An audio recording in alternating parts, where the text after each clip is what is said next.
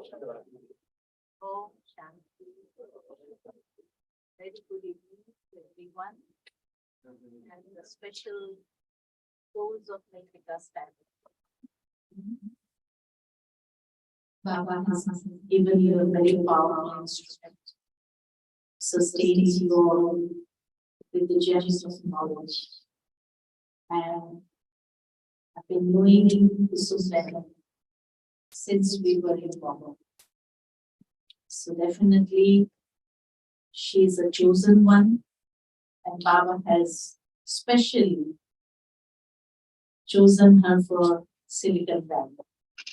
I think no one would be thinking Usha. You must have all realized the sustenance that she gives you all, the love of Baba that she showers upon you all, has made this family, created this family in such a beautiful way. And you can see the wonders of Baba working through her as well. The topic today evening is a beautiful topic that she's chosen, especially for the benefit of all of you. And that is the science of meditation. Definitely, being in Silicon Valley, there is always the people who function with their left brain here. And everyone needs a logic explanation of meditation as well. Because it is only then that we are able to experience meditation through the right brain as well. So being habituated with using your left brain a lot, today, let us put that left brain aside. Just for the understanding, yes, we use the left brain, but then going into the experience will be from the right brain. Meditation is, I would say, a journey, a pilgrimage that is done through our mind and intellect.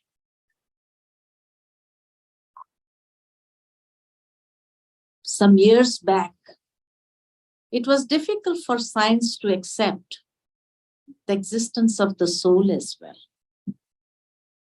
But now it has become very easy for people to accept the soul.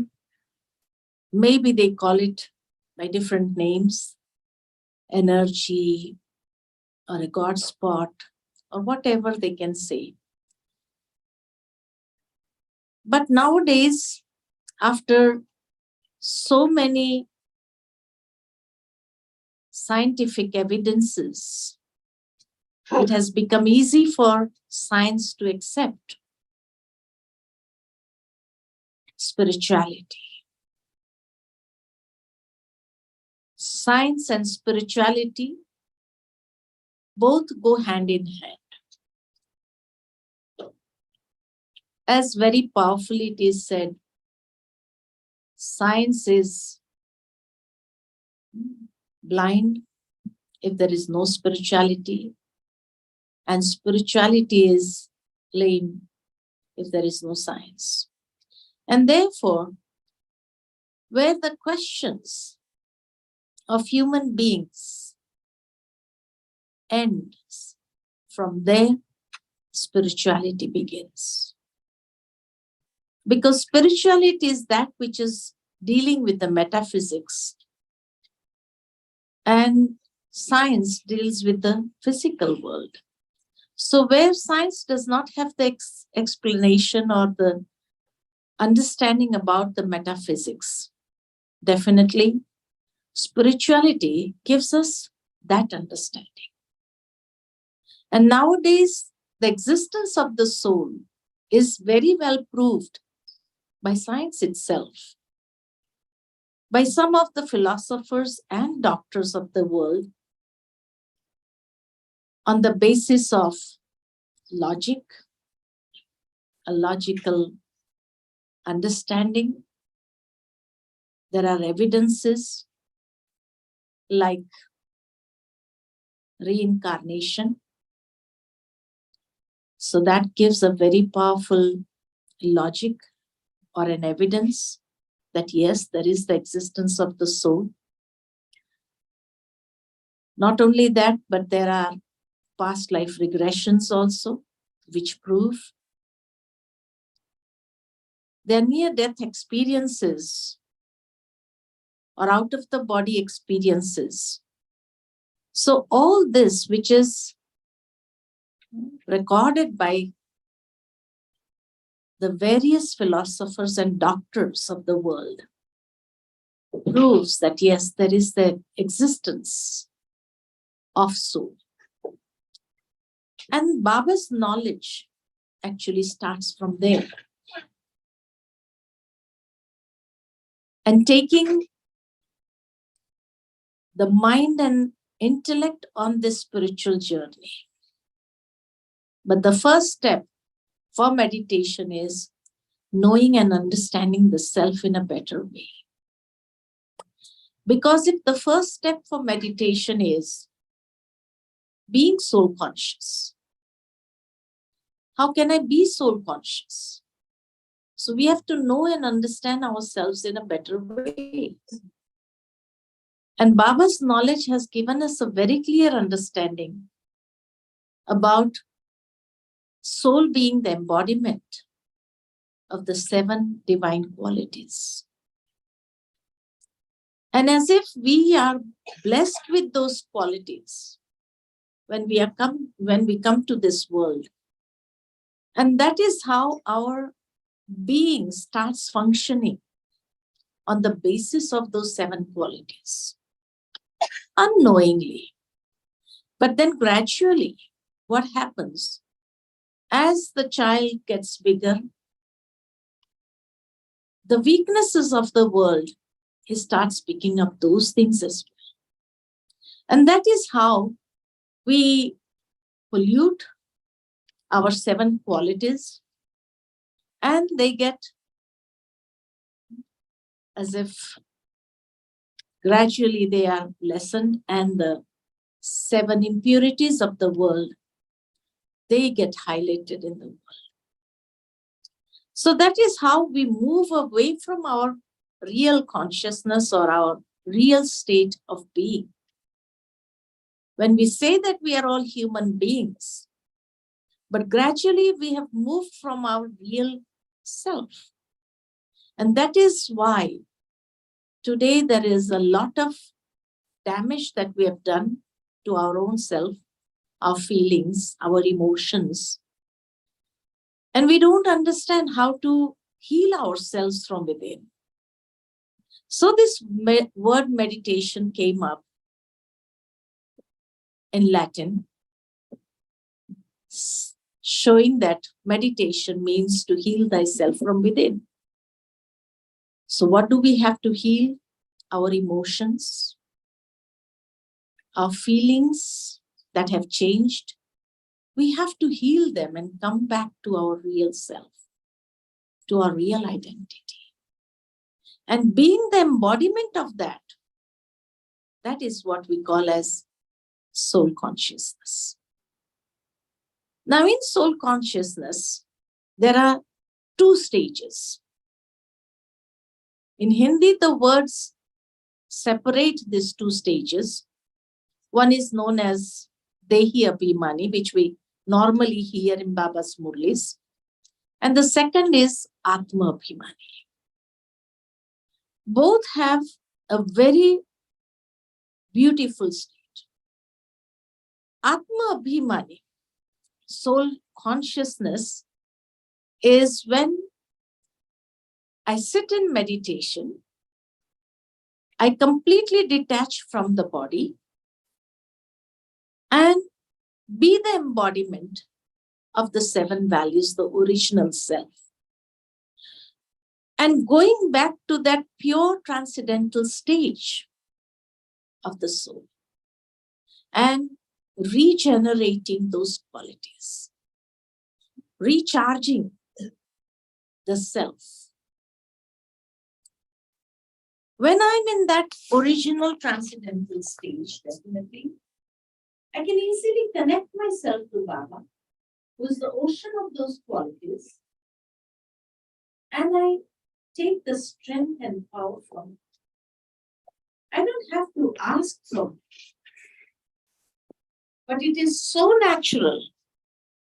Just as if I stand out in the sun, I don't have to ask the sun, "Oh sun, give me your warmth." But the moment I am connected with the external sun, after a few minutes, I feel like being warm.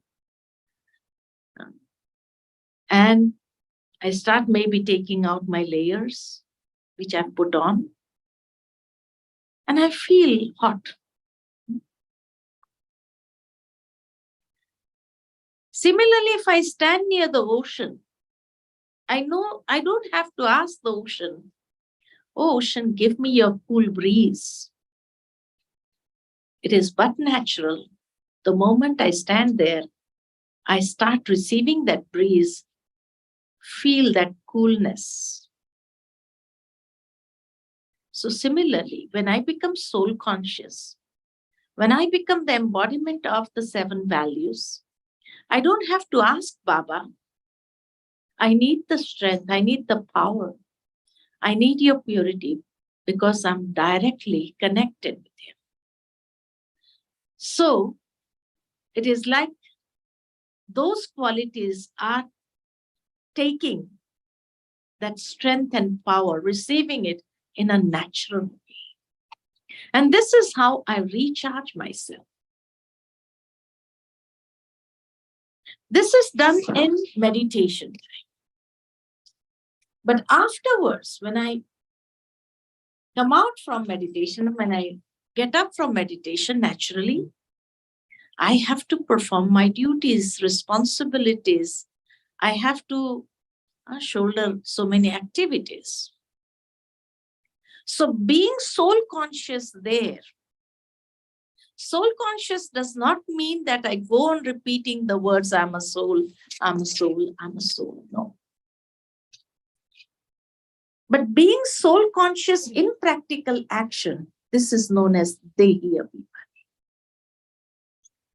And that shows that I allow those 7 qualities which I recharged while sitting in meditation. I allow them to just let that energy flow through my senses in my each and every karma, in my each and every activity, in my each and every responsibility. Just as when a person is ego conscious or in body conscious, how do we come to know about him? Many a times we pass these comments, "Oh, he's very ego conscious, he's very body conscious." How did we come to know about it? He may not have said a word. He may not have insulted you.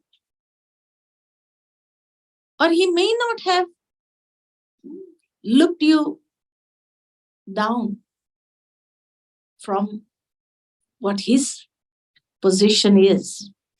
But still, we pass these comments in a natural way.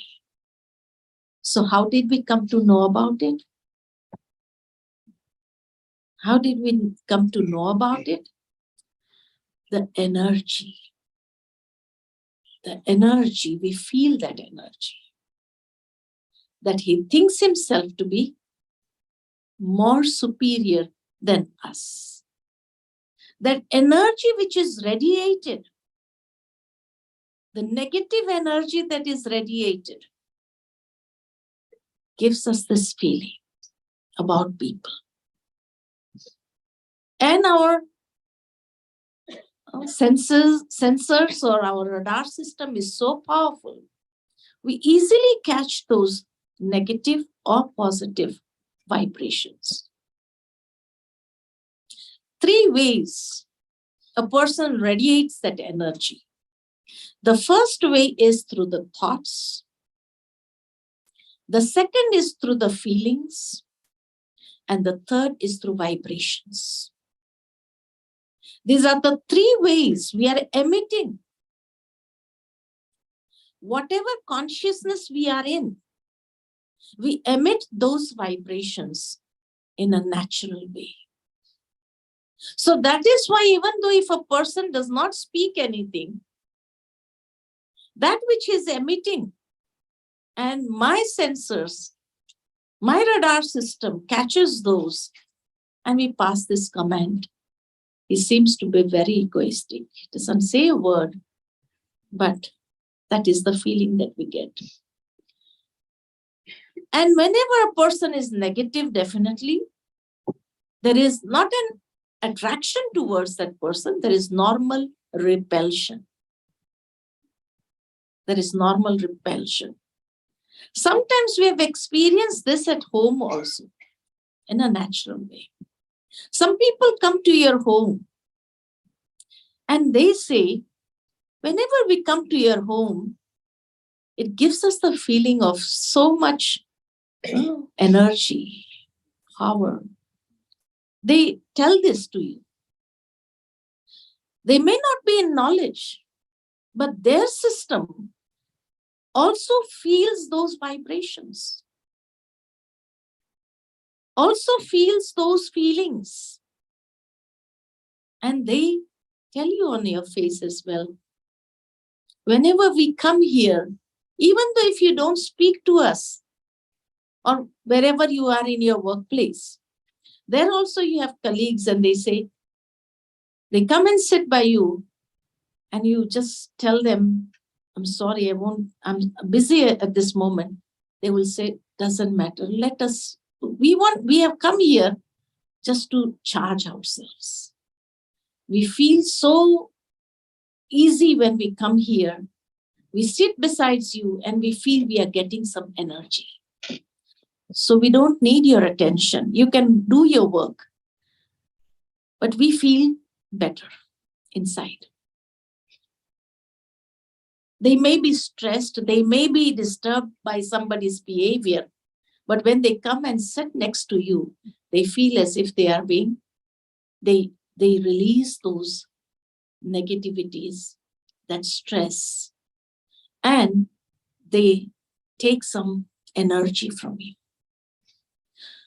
So you have realized whenever you meet people, they say we feel so good sitting here also.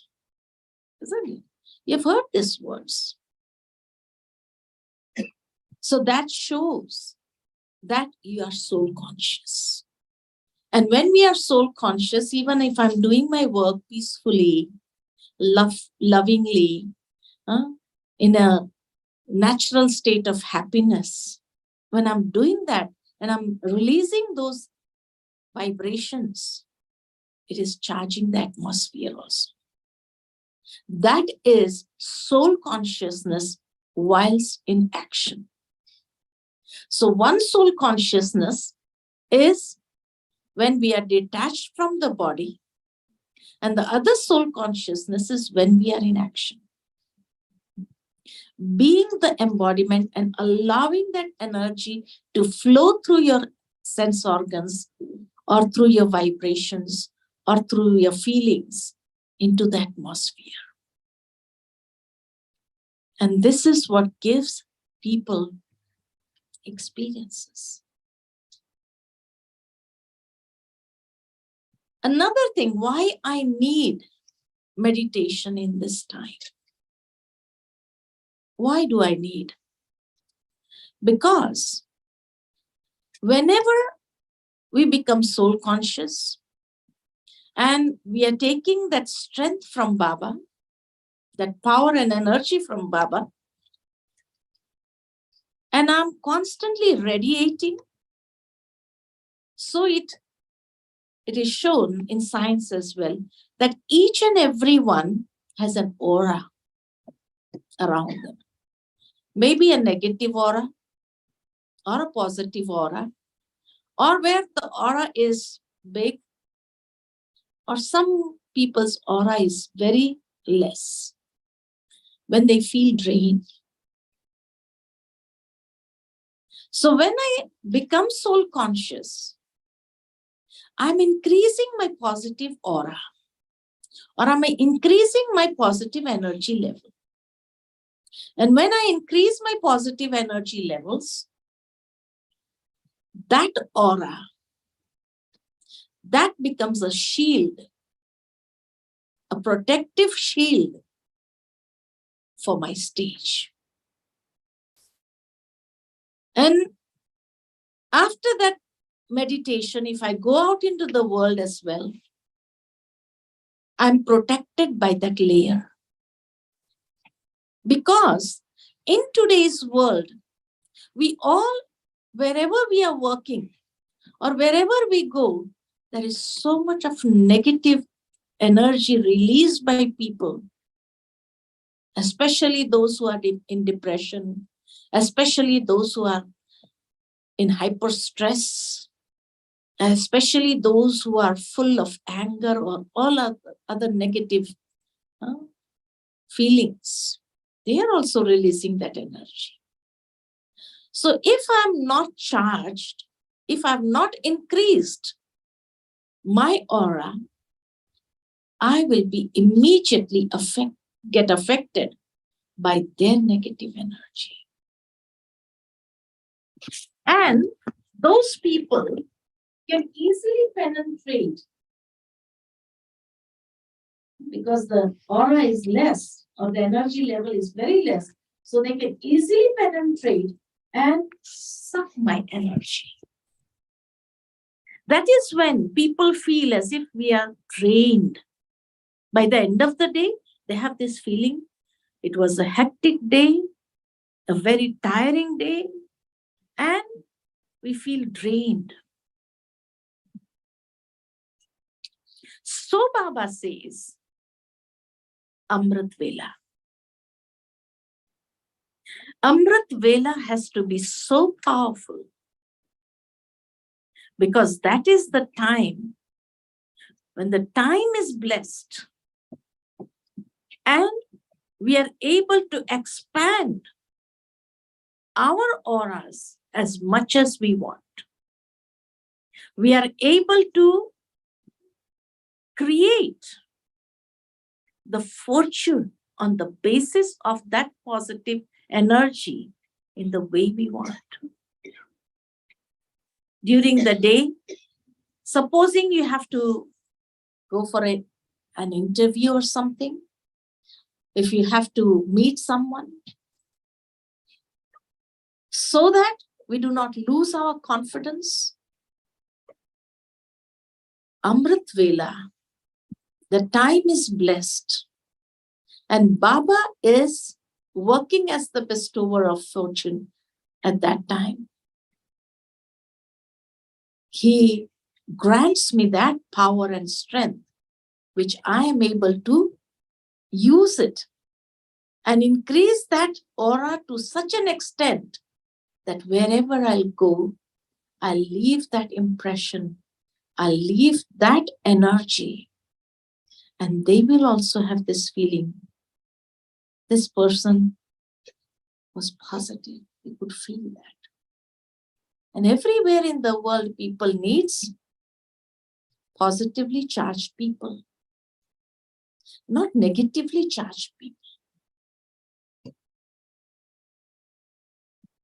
So Amrit Vela, when I'm not just in that soul conscious stage, but when I detach myself from this physical body, and through my mind and intellect, I travel to the subtle regions and I charge myself. Being in that angelic stage, Baba feels all the powers, all that I need actually. Whatever I need, I am able to fulfill myself at that time.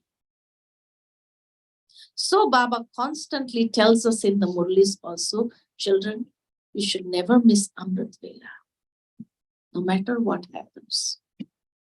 Yes, we can understand. Some people's lifestyle has become such that maybe they go to sleep at Amrit Vela. And that is where the question arises, what can we do? What should we do? Before going to sleep at least. If your lifestyle is such, then also sit in Baba's remembrance in the powerful stage. Charge yourself in such a way that the charging goes on during the sleep hours as well. It is better to have a good sleep at night.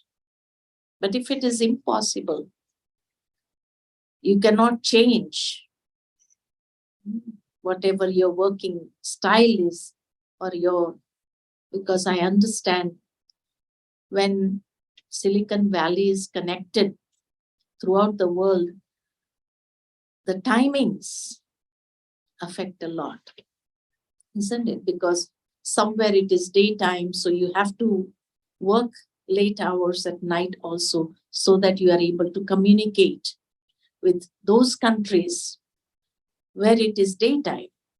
So we can understand. But maybe it's not always. So whenever you feel that it is going to be impossible today, then charge yourself before that. And going to that morning stage, which you'll have to make efforts definitely to go into the angelic stage. Angelic stage, recently we had Baba's Murli on it, Avyakta Murli. And it was a beautiful Murli of what angelic stage is described. And this Sunday's Murli is also, as going through the Murli. And the Murli was on Brahmin life, angelic life, and deity life. So how Baba was explaining that what angelic life is. It's a beautiful, a very clear Murli on what angelic stage is. So I won't explain that and take your time, because on Sunday you'll be hearing that Murli, very powerful Murli. So that's what I said. This is angelic stage. When we increase our aura, we write the fortune for our own self. And it's a stage where there is no questions. But as if before a question arises, there is the answer that we immediately receive from Baba, being seated next to Baba. So Baba as if clears all the confusion during that time, Amrit Vela time. It is the time when I achieve so much, I can communicate with Baba, have a heart-to-heart conversation with Baba. That is the time to experience all relationships with Baba. It reminds me in my early days, in my very early days, where I did not have complete understanding also of how to sit in Amrit Vela. So, Manmohini Didi in Madhuban, every day we used to go to her to say good morning at about 5:45 or so. It's before class. So when we used to go there, in a few seconds only she would ask our timetable, what we did, our routine, what we have done till now.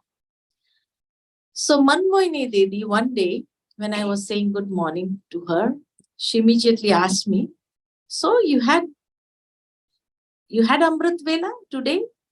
So I said, yes, Didi. So she asked me, what stage did you experience today?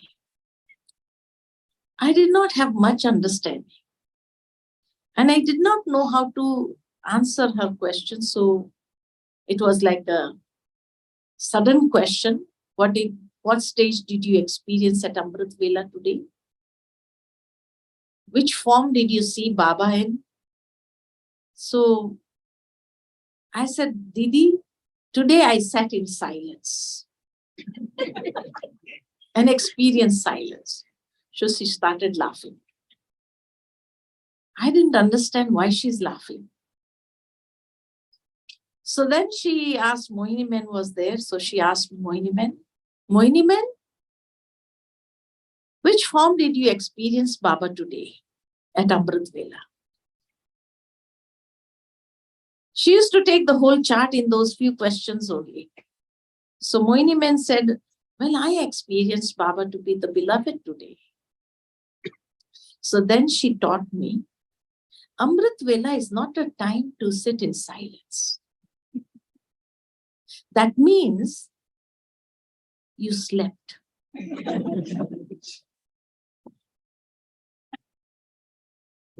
And you did not gain what you had to gain from Baba. Amrit Vela is a time to have a hearty conversation with Baba, to experience Baba on the basis of different relationships. Every day, take up one relationship. Have a heart-to-heart conversation with him so that you don't feel sleepy. Many times we find that Amrit Vela, when people sit in silence, they don't know how to communicate with Baba. They can't have a heart-to-heart conversation with Baba, so they doze off. And then, after so many days, if they are not able to take from Baba, they are not able to, as if, charge themselves at that time, then gradually, then missing Amrit Vela starts. Once a week or once in 15 days, because we are not enjoying. We just listen to that importance, so we feel, okay, we need to charge it. But if I don't know how to sit in meditation at that time, how can I really charge myself? Have a loving and hearty communication with Baba. How to converse with Baba. How am I going to charge myself? That is the time when the mind is in the purest state. And so, to get connected with Baba, the ocean of purity is so easy. And to take from Baba, we are able to do it the maximum. So, many a times we have this question, how to experience meditation or in a deep level, or how to deepen our meditation experiences. I would say before going into the depths, the experiences of the depths of meditation, or before deepening your meditation experiences, you have to understand the breadth of meditation, the length of meditation, and the height of meditation. What is the breadth of meditation? Because then only we'll be able to go deep. If the breadth, length, and height is not understood, how am I going to go to the depths? So the breadth of meditation is the various relationships we can experience a variety of relationships. Whatever relationships we want to experience, every day take up one relationship and have a beautiful communication with Baba. Experience the love of Baba on the basis of that relationship. And no one can separate you from that experience. And it will remain as an impact throughout the day. It will constantly give you energy from within. So that's the breadth of meditation. Then the length of meditation. Baba normally tells us, you have to have the consistency, constant. This word we hear many a times in Avyakta Murli, constant. So the consistency of the length. Whenever I sit in meditation, is it 5 minutes? The consistency, is it 5 minutes of time? And then mind wanders away, goes here and then and again comes back. I have to pull that mind again. Is the length 10 minutes? 10 minutes continuously, constantly being in that state and experiencing. We hear this word from Baba in Hindi Murlis, Bahut Kaal ka Abhyas. Bahut Kaal means the length has to be increased. Bahut Kaal does not mean, the length does not mean that many years in knowledge. No. If you have been in knowledge 10 years, but whenever you sit in meditation is hardly 5 minutes, constant, and then the mind again wanders here and there, or 2 minutes, and again it starts wandering and then coming back, and then go. So the breaking, it's not going to help.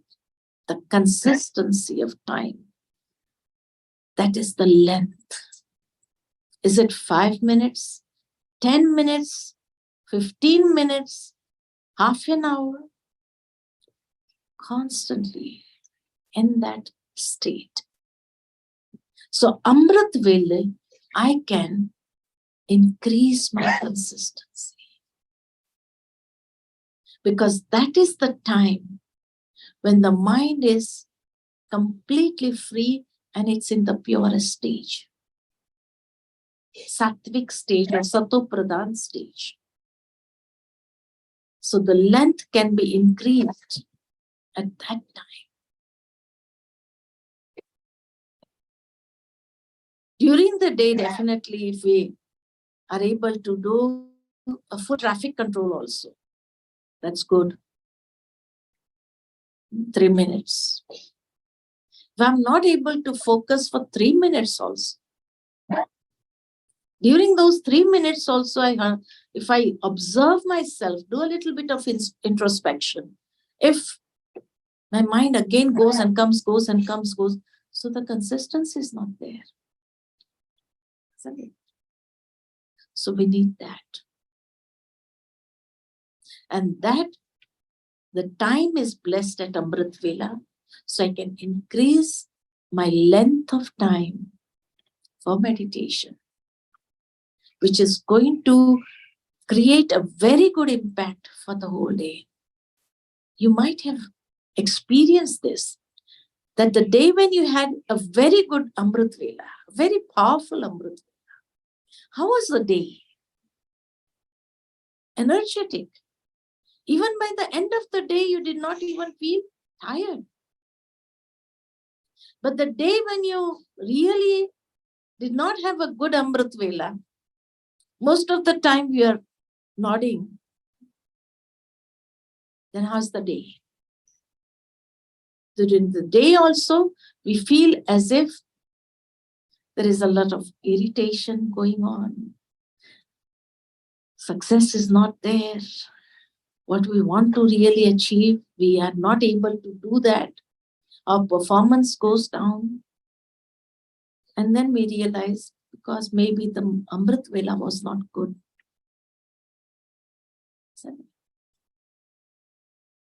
So being in that angelic stage and experiencing different relationships, one relation at a time.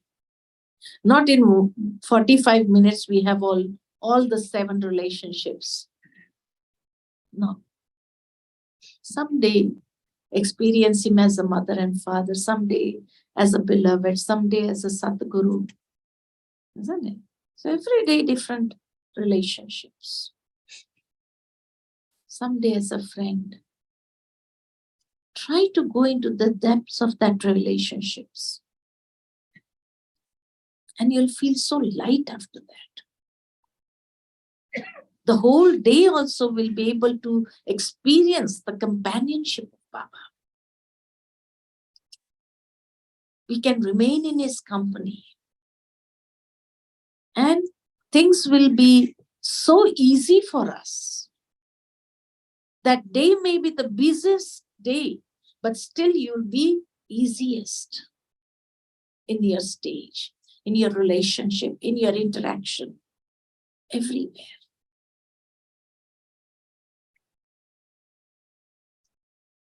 And then the third stage is the incorporeal stage. Nirakari stage, incorporeal. But in incorporeal stage also there are various stages. Which are the stages? One is the seed form. In the incorporeal stage, one is just going to Paramdham, being with Baba, sitting next to Baba, feeling the energy at that time, completely bodiless. And in that stage, incorporeal stage, our original, eternal stage, that is one thing. But when we say the seed stage, it is full of potential. It is full of power. And when I see Baba as the seed, who is the full potential, which has the whole tree in it, the complete knowledge. And when I also sit in that stage, similar to Baba, as the seed stage, full of potential of the part that I have to play in the entire drama. So all the parts as if merged in that seed stage. Merged. And I visualize Baba as the seed, the sakash that I receive. Once I was sitting with Dadi Gulzar and I asked Dadi, what is the difference between sakash and like a radiation? What is the difference? And Dadi beautifully explained that radiation means any one quality. Just as when a person has cancer and they take radiation, it is at a particular spot. But when they have chemo, it goes to all those parts where even a little bit of the cancer cells exist. It is like as if removing that as well. So sakash is that. Radiation is when I take any particular power from Baba. Today I want to experience love, or I want to experience bliss. Or today I want to experience the happiness. That is radiation. When we take one energy. But Sakash means which has all attainments, which has all the treasures, which has all the blessings that we want.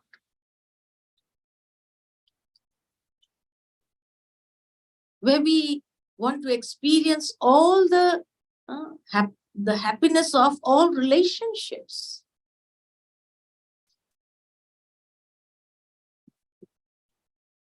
So where there are all powers, all virtues, all attainments, all treasures, all happiness of different relationships, and all blessings.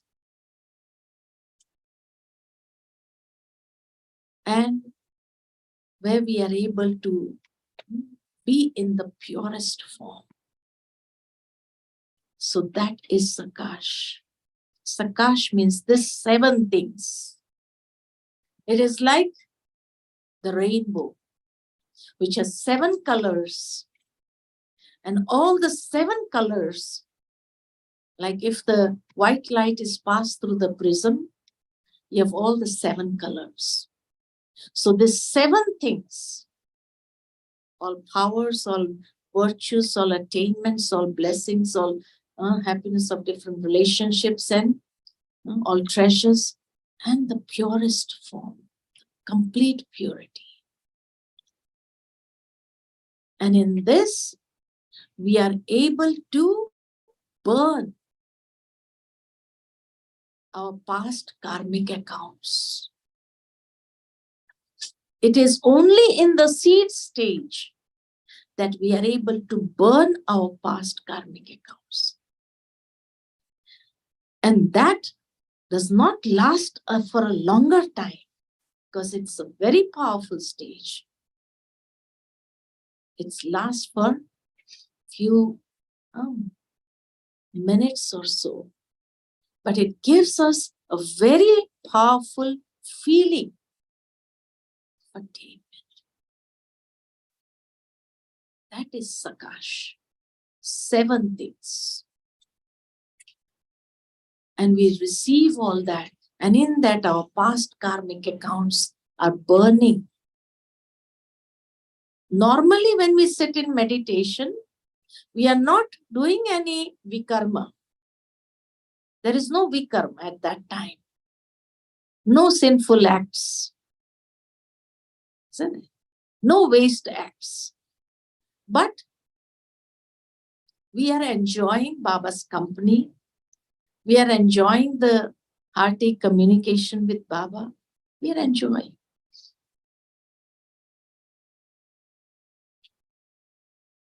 But in Sakash, in the seed stage, the burning starts. Because the seed, when I focus on that seed and allow that Sakash to just flow, it burns the vikarmas very strongly. And when it is burning, this is known as the volcanic stage. The volcanic stage. Where it is like eruption of that Sakash which I'm receiving from Baba, which is burning all the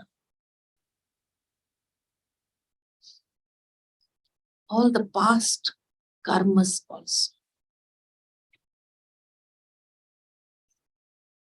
So it is a very powerful stage. And so it is realized by science as well. Especially those people who have experienced the out-of-the-body experiences. They have related. There are many such experiences where they have shown that they were on the table, maybe the doctor was trying to operate them, and they were on the table, and as if they went out of the body and they were able to see their body and the whole thing that the doctor was doing. They visualized it at a time when the heart stopped or when the doctors were trying to pump in, and they were able to see everything, how the heart stopped. And in one case, one lady has shared her experience that the doctor were talking in the operation theater that I don't think so she will survive. I don't think so this will be a success. She was listening. She was listening. And then out of the body, she traveled and met a light, which is Baba, the supreme light. And then she as if took the strength from that, and she came back to that operation and she started healing her own body. It was only outside that she was able to heal the body. And this is what Baba tells us also. When you want to heal yourself, you maybe have any aches or pains or whatever, any disease you want to heal, that is the moment when you have to become detached from the body. When we get detached, we sit by Baba, we look at the body below, and we heal that particular organ, or we heal ourselves by taking that sakash from Baba and giving to that body. Or we allow Baba to heal that particular point. We allow Baba to give sakash to that point. And that is when we have seen miracles happening, wonders happening. You might have heard the experience of the brother in Nimach. Surendra Bhai is our brother who looks after the center there in Nimach. And he was diagnosed by 32 tumors in his brain, all malignant. All malignant. And the doctor said, you have only 1 week. 32 tumors, malignant tumors, just imagine. And so he said, I don't want to die. Okay, you give up? So the doctor said, we have nothing, you only have 1 week now. Whatever you desire, fulfill your desire. So he came back to the center and he started getting up at 2:30 every day, detaching himself, taking his body into the subtle regions, and allowing Baba to give his sakash. Brahma Baba's and Shiv Baba, both Bab Dada is giving sakash every day in that powerful stage. He was allowing Baba to give sakash, and slowly and gradually all the tumors started melting. After 1 week, when nothing happened, 15 days he continued, and he felt as if Baba is definitely working. He got that confidence, Baba is working. So he, again from 2:30 to 5 o'clock, very powerful, he went into that bodiless stage, and as if in Paramdham, Baba is giving a lot of sakash to that body from Paramdham. To the whole brain, is filling that with light. All the tumors are melting. He would visualize that. After 15 days also, nothing happened. So then he had the confidence. He continued for 1 month and then went to the doctor. So the doctor said, you're alive? How come? They tested him And they found that all the tumors, 32 tumors, they were like a dot left. So they asked him, what are you doing? Are you taking some medicine? He said, no medicine. No medicine. It is just meditation. So they were wondering, what type of meditation is this? How can you melt your tumors? 32 tumors, how can you melt them? So he explained, so they said, go ahead. You are as if a research person for us now. We can do a research, we can guide other patients also. So he went on doing that, and within 3 months, all the tumors were gone, and he's still alive till today. He's still alive. This is where science fails. This is where science fails. They have no answers. 32 tumors melted. And after 15 or 20 years, recently I met him. And he said that after all these years, again, the tumor started coming up. And this time it was 64 tumors. And he said, when he went to the doctor, he said, well, you have 64 tumors. He said, I don't want to die. And again he started. And in 3 months, he melted to 64 tumors as well. He's still alive.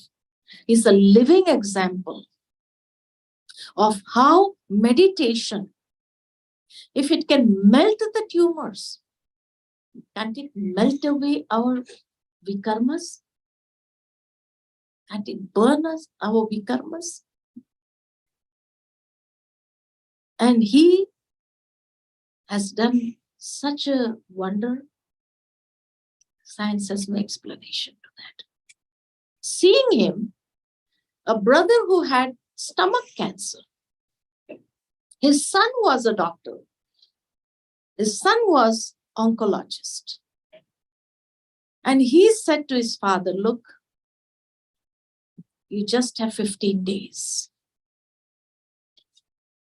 I don't want to see you on the ventilator and, struggling for life and all that. So he said, son, you don't have to worry. Anyway, you told me I have 15 days. Just send me home. So he goes home. He also starts getting up at 2:30. And from Baba, he's taking the sakash and giving it to his stomach. And he also melts his tumor, melts the tumors in such a way that he's still living. He had 15 days, and now it's 15 years in Ahmedabad. In Ahmedabad. So we have seen wonders. Normally people, they develop cancer because either certain, now the doctors are trying to understand what weakness is creating that cancer. And they found out jealousy. The weakness of jealousy, when a person is as if burning inside, cannot see something good happening, and they feel so jealous about it, and as if their thoughts, jealousy is the basis for creating a cancer. And they are getting angry, but they can't show that anger because of the jealousy. Otherwise, it will be shown to people. So when the anger is there, the anger inside, it is like a fist. So normally the doctors say, each one has cancer cells. But when this jealousy and anger inside, they are not able to take out that anger, it gets into a fist. So all those cancer cells, they get together. This is how tumor is formed. This is the latest research of the science. So Baba Sakash and change in nature releases those, and this is how it melts those cancers. That fist is gone. No anger now, no hatred, no jealousy. So now there is a new dimension that is being researched in science as well, that how the negative emotions are responsible for some of the other disease. And they're trying to do a very accurate research, which negative emotion is bringing which disease in the body. This is the latest research that is taking place. And Baba has given us this knowledge so many years back, when science did not even believe.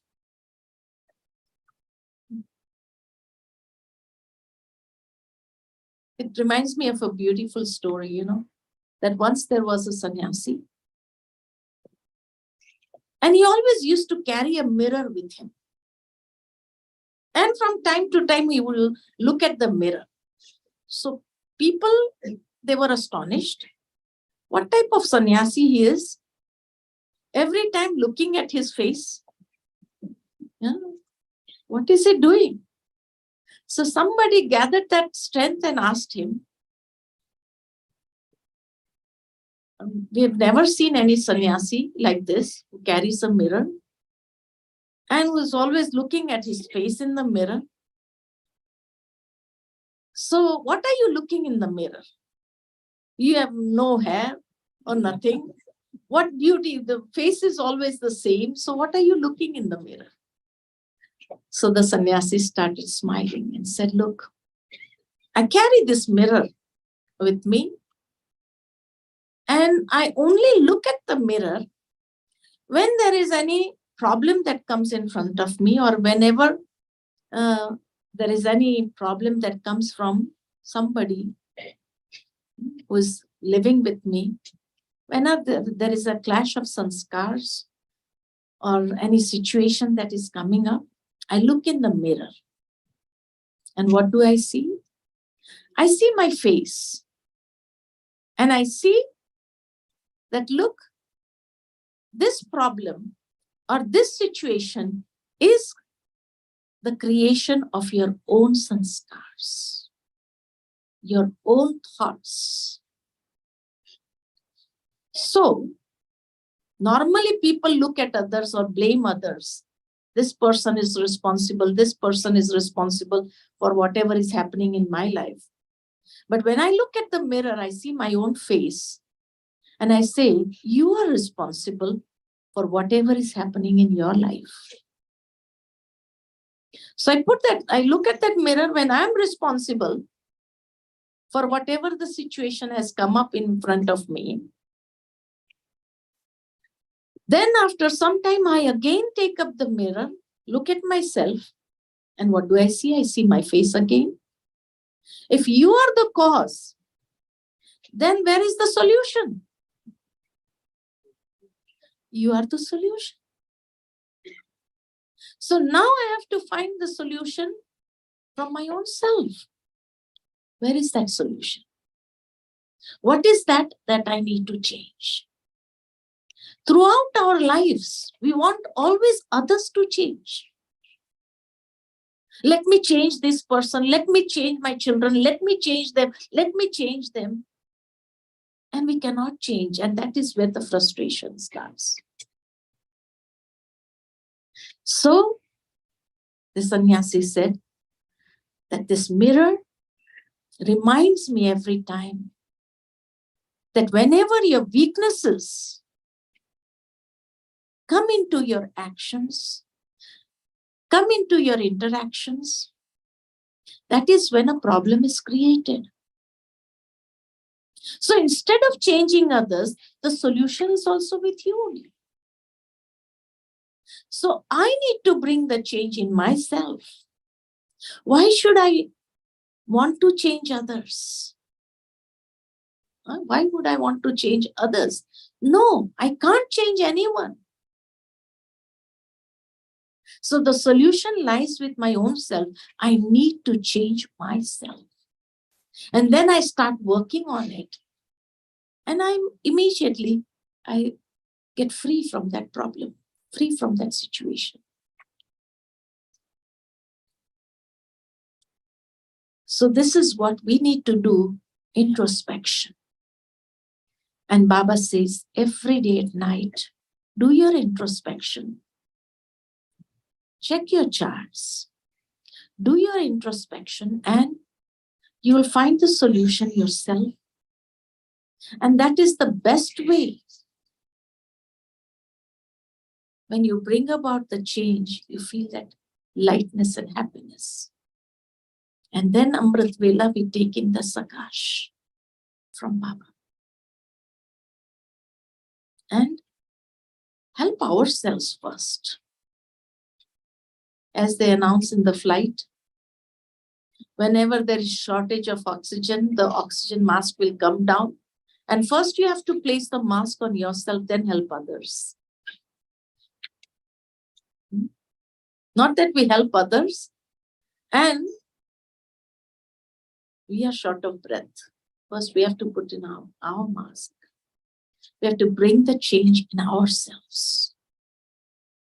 Then we can be a source of inspiration to help others. So this is why I need to do introspection in myself by the end of the day.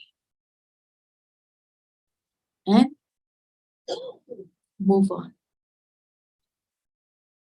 Move on. When I bring that change, others will also see that change and they will also feel whatever their negative vibrations are towards me will definitely change because I have changed. When I have changed, they will also change. If I try to change them, nothing is going to happen. But if I change myself, everything is going to work out easily. Usha, Om Shanti.